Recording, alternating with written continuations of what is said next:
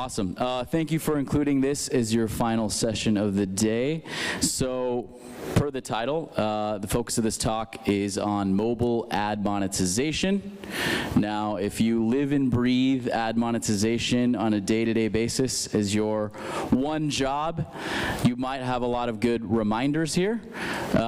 If ad monetization is part of your job or you collaborate with a lot of folks on ad monetization, hopefully there will be a lot of good learnings here. And basically, I'm going to try to keep it both high level and specific given the 15-minute time slot. So, first, who am I? My name is Josh Curtis. I have 8.5 years experience in the advertising and technology industry, 4.5 focused specifically on mobile app and game monetization. And I've worked with many different devs, game developers over the years from different geos and with different game genres to help them better monetize their games. I'm currently working as an ad monetization consultant, working with Atari as my client, and I've helped them boost their CPM and ARPDAU by around 20% average each. And I've worked at Google, Chartboost, Yamobi, a China-based company, and of course, Atari. So that's who I am. Ad monetization is what I've been doing for about 8.5 years. Oh, sorry, 4.5 years. So first I want to start really briefly with some context around what you should think about in terms of what's going on in the industry that could affect your ad monetization. So I want to start with an interesting infographic, which just came from the App Annie 2020 report. So as you can see here, App Annie predicts that this year there will be a 26% increase in global mobile ad spend, which is pretty significant. And I think that's great news for anyone doing ad monetization, obviously, because that means more potential for higher revenue, higher fill, etc. And potentially as well, App Annie predicts that ad revenue might surpass IAP revenue in 2020. Let's see. Now, I want to bring up this statistic. Who wants to guess what this is, what this represents? Anyone? Okay. I know we have limited time. So, 94%. That is the portion of free-to-play mobile games that have in-game advertising. Now, of course, that's all the mobile games. The Supercells of the world, obviously, don't use ads in their titles. But that's just to show you how important mobile ads are to the mobile game ecosystem for revenue and overall. And in fact, and the source of this is Delta DNA, and in fact, the percentage of developers making a huge chunk of their revenue, between 40 to 100%, jumped year over year from last year to this year. So let's see what happens this year, 2020 as well. So getting started. So I want to give you a quick overview of how to think, in my mind, about IAP versus ads. I think that, well, both are very important. So we have the fabled whale, very famous in our industry. They're great. You make tons of money off them. Unfortunately, they're a pretty small percentage of all the users out there. And according to a lot of studies, only about 5% of users actually, in general, pay into mobile games. So whales are great. Unfortunately, again, they're just a small percentage of all the fish out there in the sea.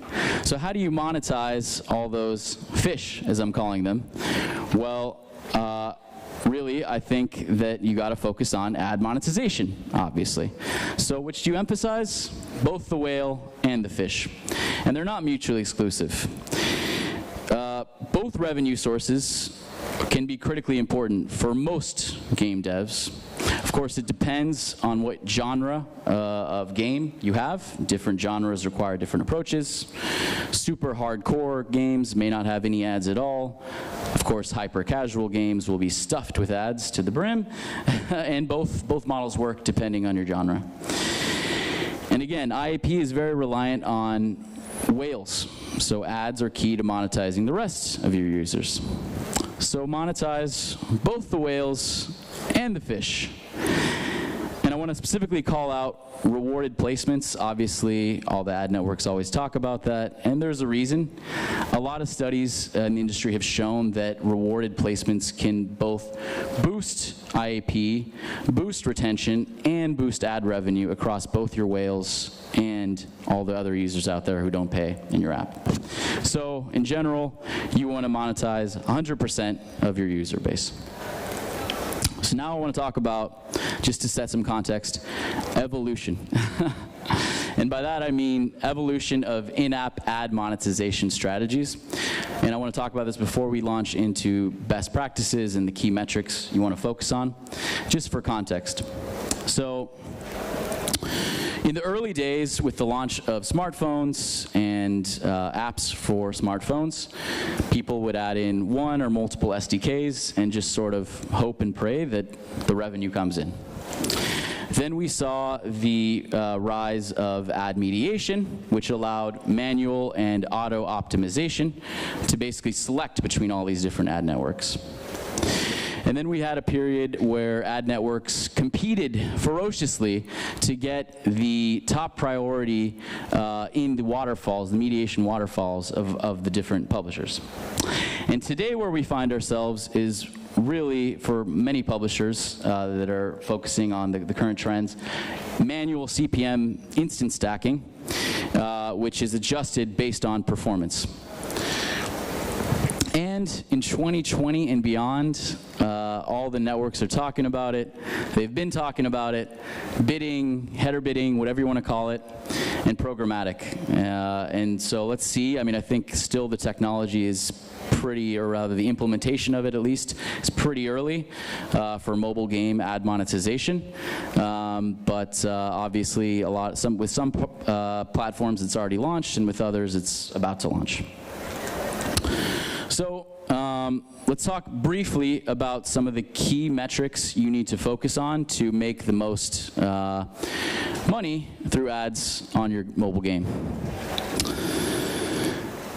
So number one, in my opinion, the key metric that really should be evaluated pretty continually is ARPDAU, average revenue per daily users. I want to kind of run through these because maybe some of you are already familiar with all these metrics and do them every day, work with them every day. ARPDEU, so that's the average revenue for daily engaged users, for users who actually engage with your ads. Impressions per DAU, what's the ratio of ads that are shown for your daily active users? What are the average ad shows per user session? And of course, eCPM, if you're familiar, is basically the key component metric for revenue. And overall, of course, revenue, impressions, DAU. And thankfully, all of the above is fairly easy to track with most of the mediation and analytics tools out there. So again, you want to focus on improving ARPDAU and ARPDEU, increasing impressions per DAU, the ratio, while not cannibalizing IAP, boosting eCPM through effective instant stacking, and we're going to talk about that in a second, and network prioritization. And of course, keeping your IAP numbers happy in the process, as well as keeping in mind retention. What effect do your ads have on retention? Is it negative? Is it positive, as it could be with rewarded placements? Very important, because obviously you don't want to lose your users. And in fact, if you can help keep them, why not? And revenue. Cool. So this is more meat and potatoes section of the talk. So best practices.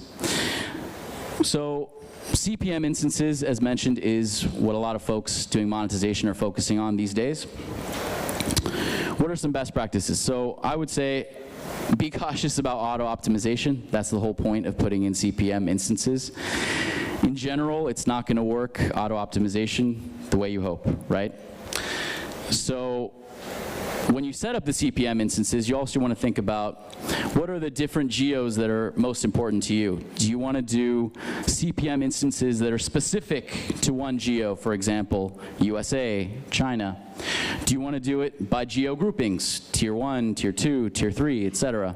Or do you want to do global targets that just apply across the board? And personally, I'm a fan, at least with my client, of numbered instances, so choosing specific CPM targets in the waterfall. And if you do that, make sure, in my opinion, in general, with some exceptions with certain ad networks, that the CPM targets are hard floors, because otherwise you could end up with some issues. And another alternative that a lot of publishers also use with success is having low, medium, or high, and potentially that might be the future as we have more and more programmatic technology, and certainly a lot of folks use that right now to success.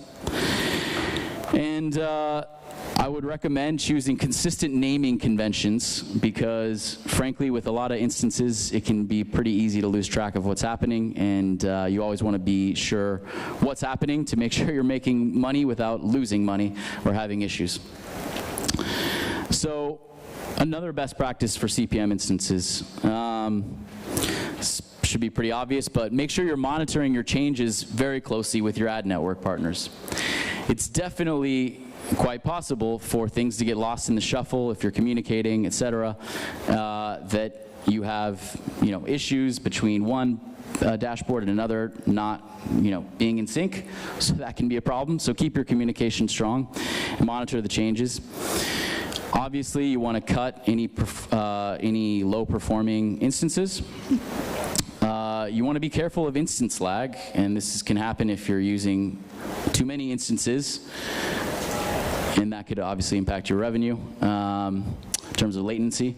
And you want to, in my opinion, utilize and enable bidding when possible, even though I would say it's still relatively in its infancy for in-game monetization.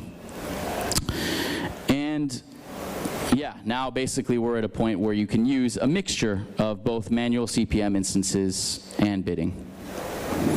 So try new approaches, why not?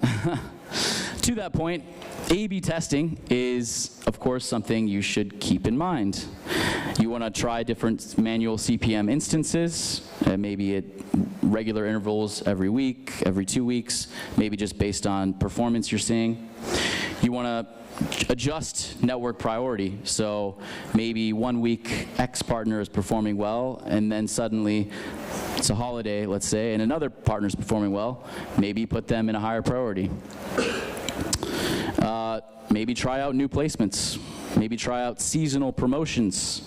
Maybe seasonal placements. So with my client, in fact, in our top geo, US, we saw a 15% ARPDAL lift when we tried a seasonal placement for the holidays. So that obviously worked very well, considering whether to keep that or not. But I think the results speak for themselves. And so, again, the holidays can be a good time to test new features.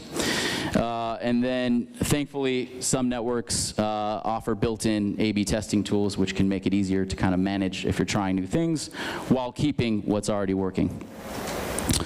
So, also on best practices, I think this is a pretty easily overlooked area: communication and collaboration. Ultimately, when you're working in ad monetization, you have a lot of partners, probably, hopefully, so that you can make more money.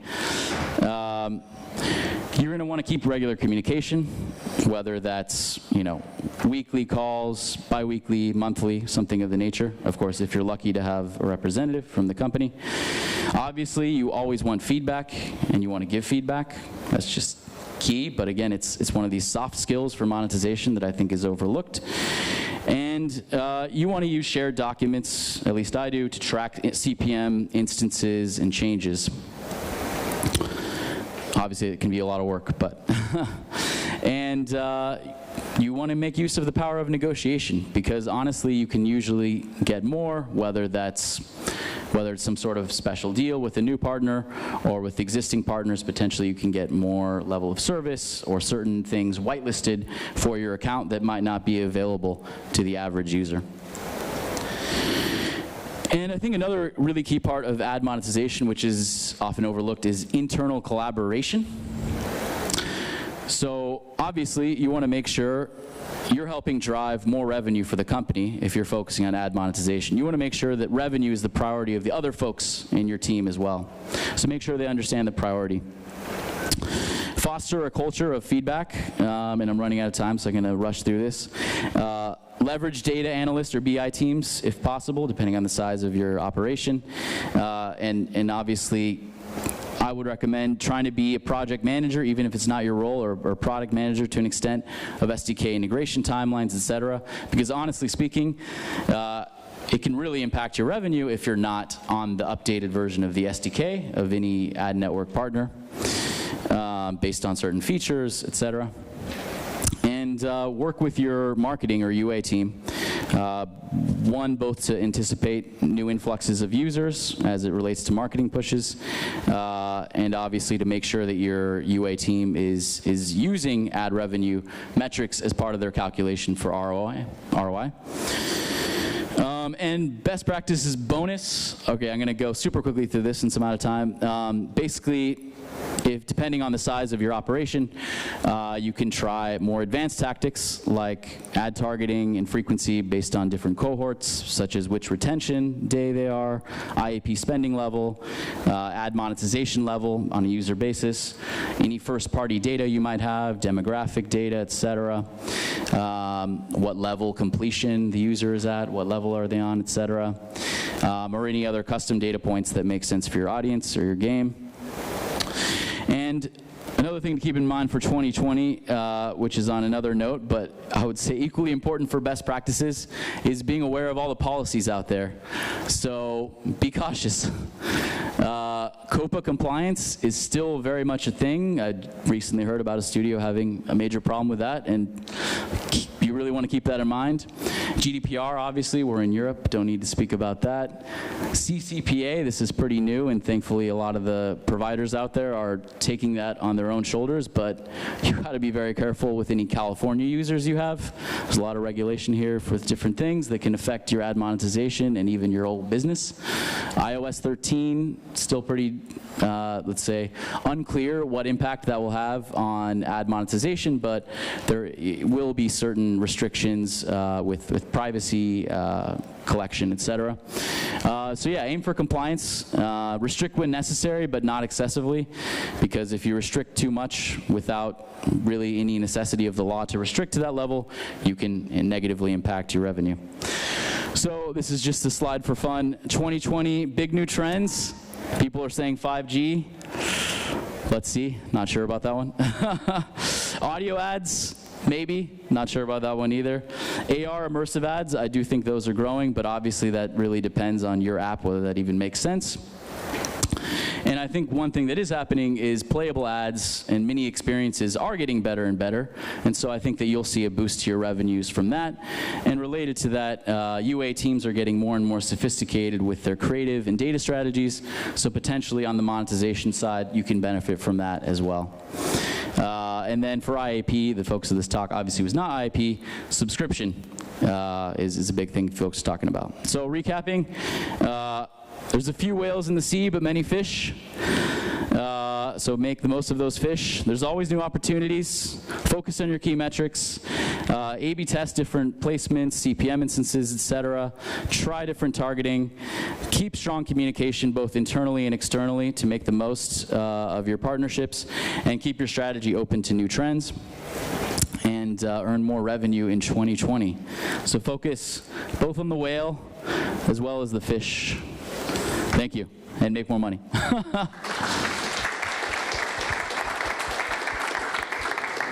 Thank you very much. I'm sure we've got time for questions. We've got one person there. Hi. So you mentioned in regards to the internal collaboration that you can anticipate marketing pushes. Yeah. Yes. So how would you recommend to prepare for that? For example, if you know there's a major feature coming on one of the platforms, what can you do to make the most of it from the ad monetization perspective? Sure. I mean, yeah, well, number one, I would say just as it's happening, of course, be more aware or monitor more closely any new changes, because with these new users. I mean, obviously it can depend as well. I would recommend, if you're expecting an influx of users, usually you can expect that some of them will be relatively fresh, let's say, to the ads. So you might be able to, anticipate that your eCPMs overall could have a boost. So I would recommend potentially trying a few more CPM instances higher on the waterfall, perhaps. Those are a few. I mean, I'd say in my opinion, those are the top two, but yeah. Any other questions for anybody? Cool, I think we're about on time, so yeah, we'll call it there. Just another round of applause for Josh. Thank you so much for coming and speaking. Find me on LinkedIn. Thank you.